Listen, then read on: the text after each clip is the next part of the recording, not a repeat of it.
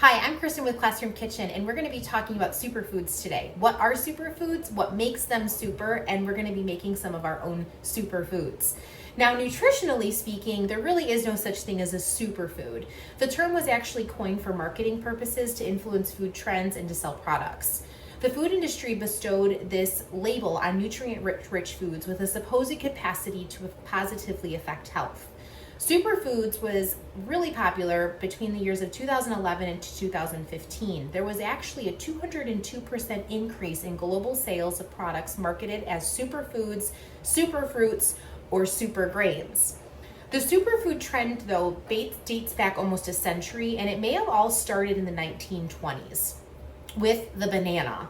In the 1920s, the United Fruit Company ran a series of colorful ads on health benefits of bananas, research detailing the benefits of bananas, and soon the tropical fruit became the first food labeled a superfood. More than 90 years later, bananas continue to be in the top 3 most imported fruits in the United States. I know I have one nearly every day myself. Though many foods could be described as super, it's really important to understand that there is no single food that holds the key to good health or disease prevention. But since the term superfood doesn't seem to be going anywhere anytime soon, it may be worth taking a closer look at some of our healthy options. I'm going to go over 15 different foods that may be worthy of this esteemed title, and then we're going to be creating 2 recipes using some of these superfoods. So the first superfood we're going to talk about are dark leafy greens. Now, dark leafy vegetables are an excellent source of nutrients, including folate, zinc, calcium, iron, magnesium, vitamin C, and fiber, as well as anti-inflammatory properties. Now, some dark leafy greens have a bitter taste, and not everyone enjoys them plain, but you can get creative with them by including them in your favorite soups, salads, smoothies, stir fries, and curries. We're going to be using some dark leafy greens in one of our recipes here tonight. The second one is berries. Berries are a nutritional powerhouse of vitamins, minerals, fiber, and antioxidants. The strong antioxidant capacity of berries is associated actually with a reduced risk of heart disease, cancer, and other inflammatory conditions. Food number 3, eggs. Eggs have historically been a really controversial topic in the nutrition world due to their high cholesterol content, but they remain one of the healthiest foods. Whole eggs are rich in many nutrients, including B vitamins, selenium, vitamin A, iron, and phosphorus. They're also loaded with a high-quality protein. Eggs contain 2 potent antioxidants as well, which are known to help protect our vision and our eye health. Now, despite fears surrounding egg consumption and high cholesterol, research indicates no measurable increase in heart disease or diabetes risk from eating 6 to 12 eggs per week.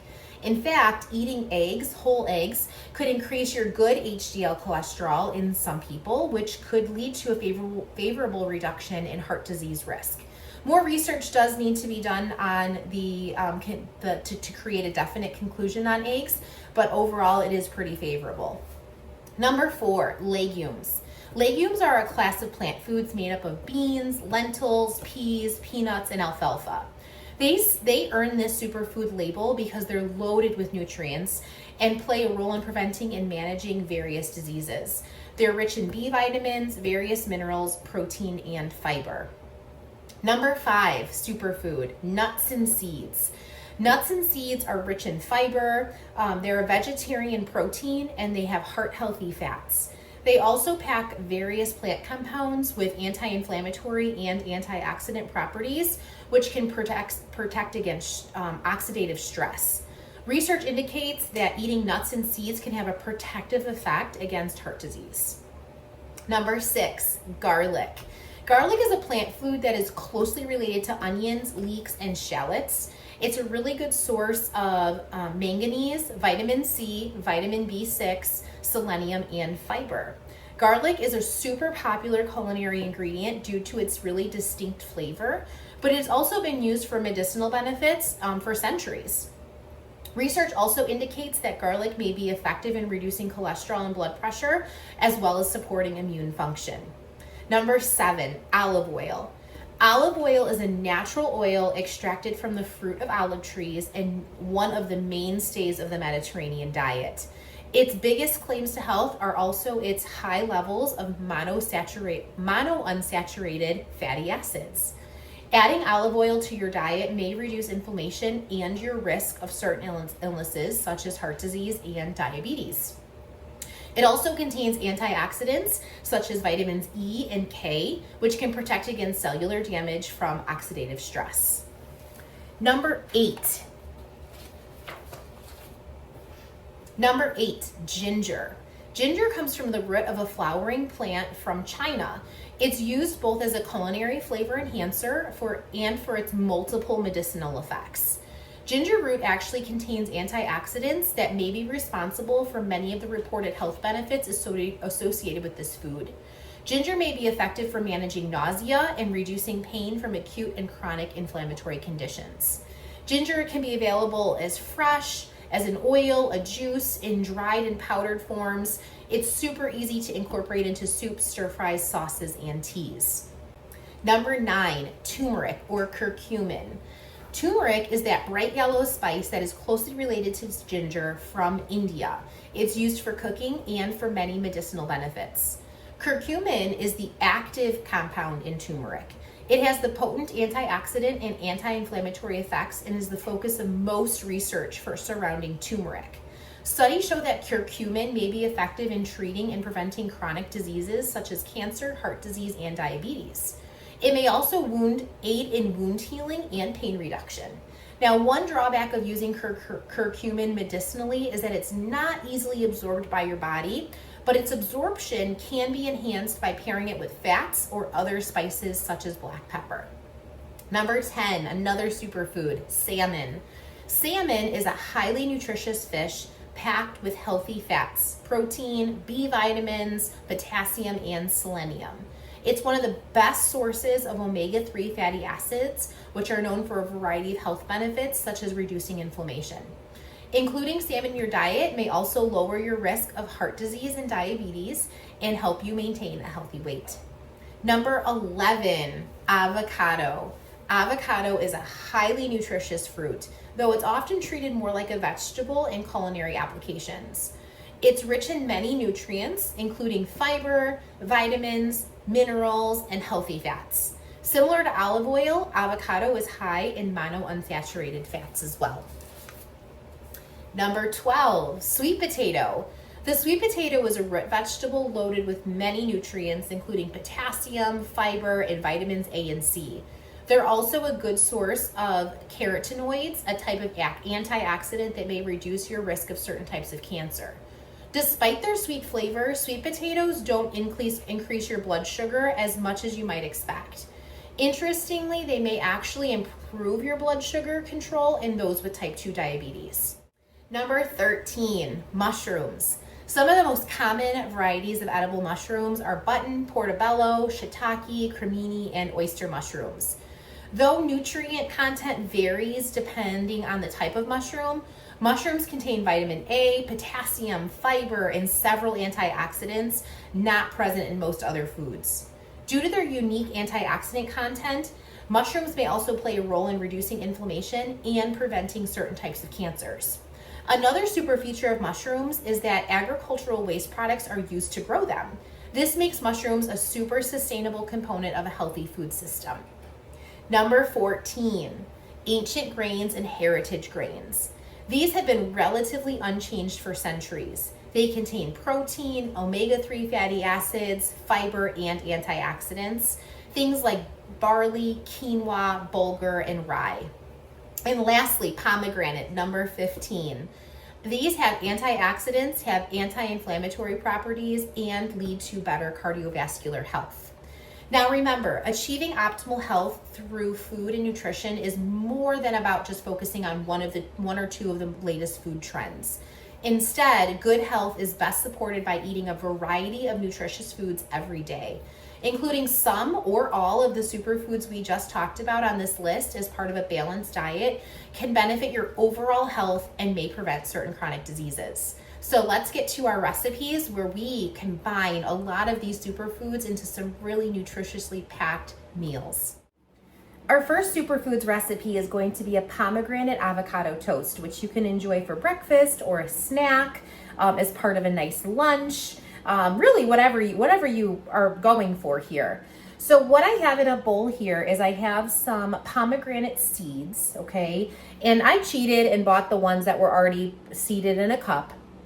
Now, if you buy a pomegranate yourself when they're in season, the seeding the fruit might actually feel like the most tedious part, but there is a trick to actually making it substantially easier. So what you're gonna do is you're gonna take your pomegranate and you're gonna cut off the crown, and slice the pomegranate into 2 or 4 sections. Then you're gonna place those sections in bowls of warm water and you're just gonna roll out the seeds with your fingers. You can discard the white membranes. These will float in the water, drain the water, and voila, you have a bowl of ruby red jewels that are all yours for the taking. Or you can pay a little bit more and get the pre-seeded ones in a cup. The cup is super easy to find in the produce section, and they usually come in 1 cup portions. So I have pomegranate seeds here, pomegranate being one of our superfoods. I have some chopped mint, some chopped parsley. I have some white vinegar. I have some orange zest. So when you zest an orange, you want to make sure that you're using a zester or a very fine grater, and you're going to pull the zester over the top of the peel, and you can collect it in the back of your zester here. Make sure you don't go so far that you're seeing white, because the white will be bitter. So you're just gonna drag it over the top so we're getting that nice top layer from our citrus, okay? And then you can just tap that into your bowl. I also have some orange juice in here from the other half of this orange. I have some diced jalapeno in here. I have a shallot, just a little bit of shallot, about a teaspoon or a half a teaspoon or so. Shallots kind of look like a cross between garlic and an onion. It's like a mini tiny onion, and they're nice and sweet. Shallots are a really great thing to cook with, and again, part of that garlic family. And then I just added a little bit of salt.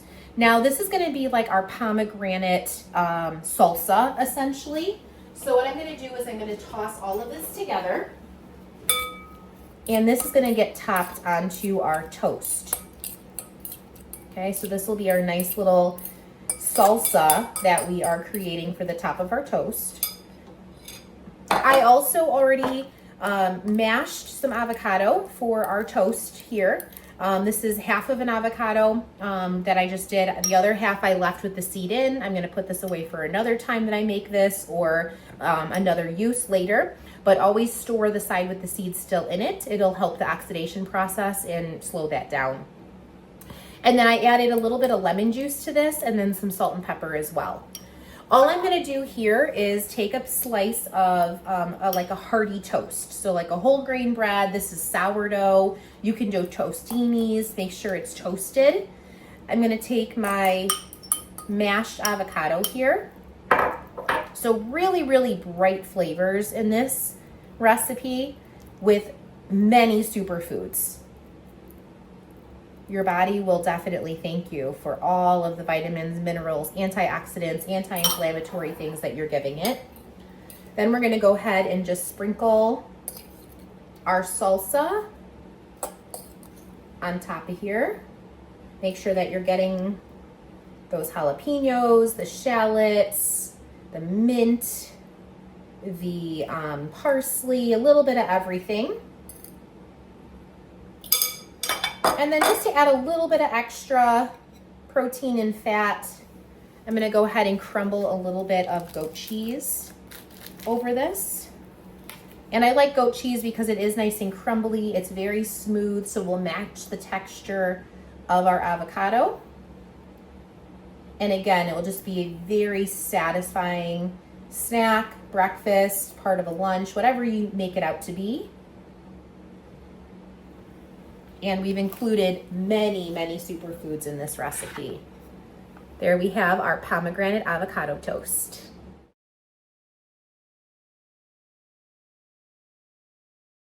Our second recipe is going to be a sweet potato carbonara with spinach and mushrooms. So there are tons of superfoods in this recipe.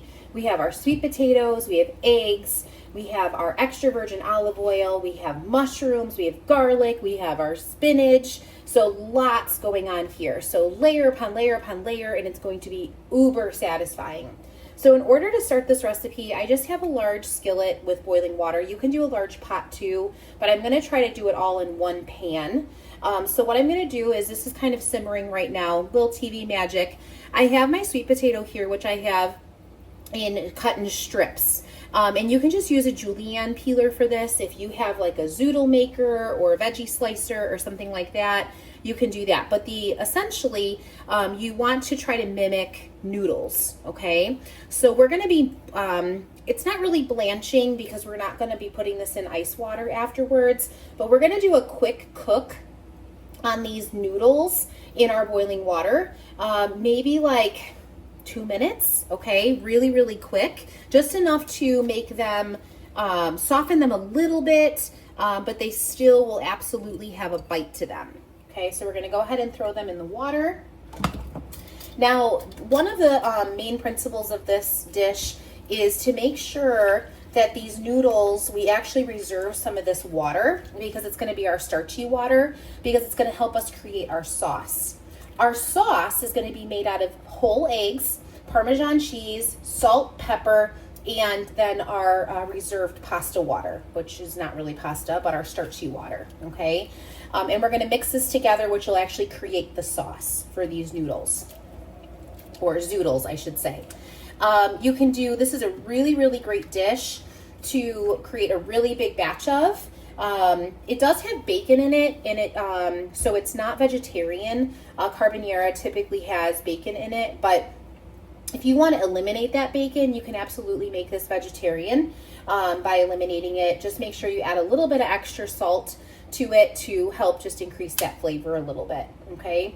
It's a really satisfying dish. It's actually one of my favorite Italian dishes, where I actually visited a restaurant where they serve you a plate of pasta and they crack a fresh egg right inside of your fresh pasta and they mix it like tableside. It's absolutely heavenly, okay? So now that these have kind of cooked a little bit, I'm gonna take a separate silicone cup and I'm just gonna reserve about a 1/4 cup of the pasta water here, and that's gonna be our starchy water. The rest of these potatoes, we're gonna take and we're gonna put back over here in a bowl. Now, if we were blanching these, they would be going in an ice bath, which actually stops the cooking process. We're not gonna totally stop the cooking process. We want them to still be warm when we mix all of our other ingredients together. So I'm just gonna move all of our potatoes over here. So you can see they have a little less life to them in a sense. They're a little more droopy because they did get heated up essentially. I'm gonna get as much as I can out of here. And then I'm gonna dump the rest of this water, because then we're actually gonna skillet our mushrooms and our bacon and our garlic and our spinach. All right, almost there. Perfect. So we're just gonna put those in that bowl. I'm gonna dump the rest of this water. Be right back. Perfect. Oops, still too much water here. We don't want to mix oil and water if you are doing a one skillet kind of meal like I am. We're gonna add in a little bit of our olive oil to this pan now, and then we'll add our bacon and our mushrooms. Now my bacon, it already is fully cooked bacon, so I'm just gonna crisp this up. The mushrooms, I actually took a damp paper towel and I just wiped them down. You do not want to actually submerge your mushrooms. They're very porous. You don't want them to get wet and like mushy. So you just take a damp paper towel and you just wipe them clean. So we're gonna let this fry up for a little bit. You can see that I did not add my garlic yet. Garlic we're gonna add towards the end. If you add your garlic too soon, then you're gonna end up with burnt garlic and it's gonna be bitter, okay? So to our sauce here, I have our eggs, our Parmesan cheese, salt and pepper. We're gonna add our warm, quote unquote, pasta water and whisk that all together. That'll help temper those eggs so we don't end up with scrambled eggs.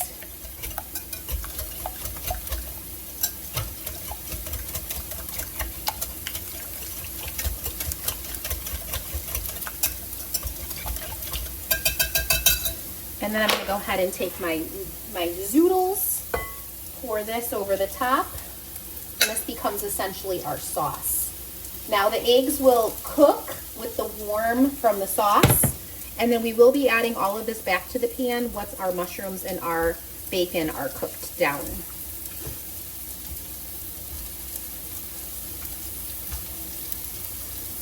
And that starchy potato and the starchy water will help tighten up the sauce a little bit. Just be gentle. Try not to like stir it, break up those potatoes. You want them still to be noodle-like.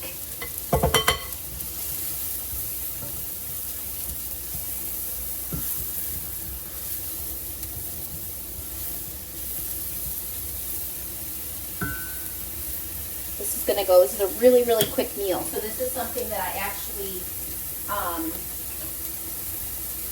prep everything ahead of time before I actually start cooking because the meal goes so quick. We're gonna go ahead and press our garlic. You can mince it, or I like using a garlic press. So I'm gonna take 2 cloves of garlic and press those right into my pan and let that cook for just about a minute. Open up those fragrances without burning it.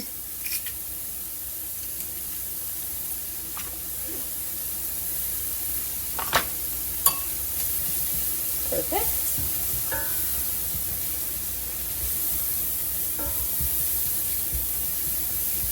Excellent. Now I'm going to add in my spinach. I have about 5 ounces of spinach that I'm going to add in. Remember, these are our dark leafy greens, part of a superfood as well. This is going to wilt down really quickly. Again, your body will appreciate all of these yummy flavors, textures, colors, everything in between.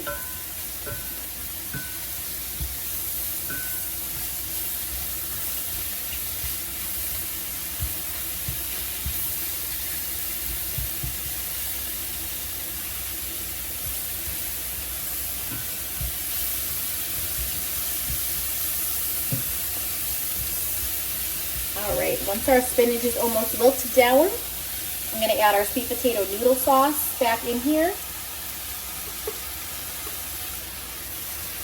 Oops, just a little bit. And then we're going to toss this all together. I'm actually going to turn off the heat and just use the residual heat of the pan because I don't really want to cook these potatoes. We want them to retain their shape and not get mashed.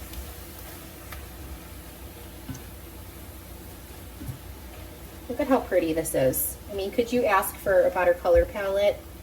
And the smell of it is just sensational with the bacon and the mushrooms, the garlic.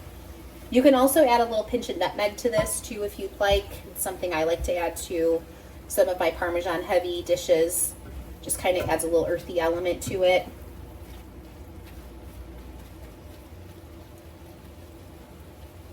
And there we go, another superfood. Sweet potato carbonara with spinach and mushrooms.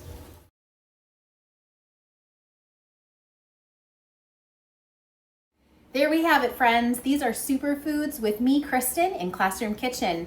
Remember, this is not just about some food trend. It's about feeding and fueling your body every day. See you guys next time.